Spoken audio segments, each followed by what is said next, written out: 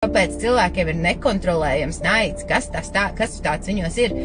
Hello, viss ir back to bērnība. Tas ir tas trakais konflikts, kurā mēs dzīvojam. Tev ir tās traumas, ir tie pārdarījumi, par kuriem tev sāp, kas nav piedots, kas nav izstrādāts, tas viss ir nospiests. Kāpēc tas ir nospiests? Tāpēc, ka vecāki arī ir bijuši ļoti labi pret tevi, ļoti mīloši, ļoti daudz ko forši tev darījuši. Plus tie tev vecāki, vienīgie tev visu pasauli saka, ka vecāki ir jāmīl, tas tā kā ir aizliegts viņus nemīlēt. Atļauj tikai tad bezmazē, ja tev, tiešām kaut kādi super ekstrēmie gadījumi, bet pat tad saka, jā, bet tie ir tev vecāki, tev viņu vienalga jāmīl un jāpieņem. Ok, un tad tev ir nenormāls konflikts, tev ir sajūtas, sāpes, traumas, dusmas, naids. Naids, kurš ir ienācis no tām lietām, kuras tev ir darīts, kuras tev nepatīk. Naids par to, ka tev pēra, naids par to, ka tevi saukāja kaut kā, naids par tevi, ka tev tur sūtīja prom, ej prom, vienkārši, ko tu man te uta pielipis. Tas pārvēršas par naidu. Ja mēs tās dusmas, mums nav iespējams viņas izrādīt.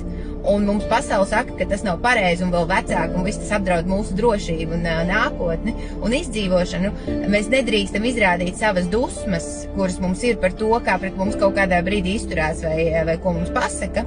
Viņas pārvēršas, mēs viņas apspiežam, viņas pārvēršas naidā. Un tas naids, viņš pirmkārt mūs grauž, un tad viņš ik pa brīdim nāk ārā, un tad mēs parasti tālāk viņš iet uz saviem bērniem vai uz darba kolēģiem vai vēl kaut kur, vienkārši kaut kur viņam ir jānāk ārā vai sociālajos tīklos, heita komentāros vienkārši uz kādu, jo tam viņš nevar tur, viņš tur, tas naids viņš tur ir, un tu uzauc ar to konfliktu, un sanāk, ka tu drīksti runāt tikai par šito labo pusi, ar tā sliktā tu pat nedrīkst viņu adresēt, tu pat nedrīkst vispār atzīt, ka tāda ir.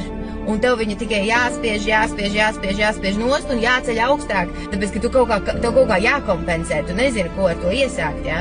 Un tad tas naids, tas viss, kas jau pārvērties vienkārši neizturamā naidā, tad viņš kaut kur tiek spļauts ārā un nāk, un tad, vienalga, vai komentāros, vai uz saviem bērniem, vai kur, vai kaut vai uz sunim iespert uz ielas, ja? Vai kaut ko, vai salamāt pārdevēja veikalā, kaut kur viņš nāks ārā. Un tāpēc tā sabiedrība tieši tāda arī ir, ka vienkārši mēs nesaprotam,